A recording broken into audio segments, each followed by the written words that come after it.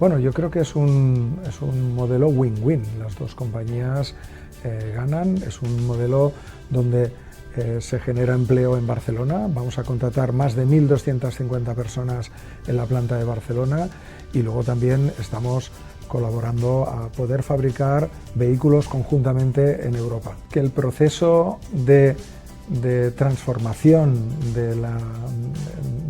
hacia vehículos más sostenibles en España pues está evolucionando muy positivamente y con muy buena aceptación y por tanto esperamos que estos próximos años tener mucho éxito en ventas.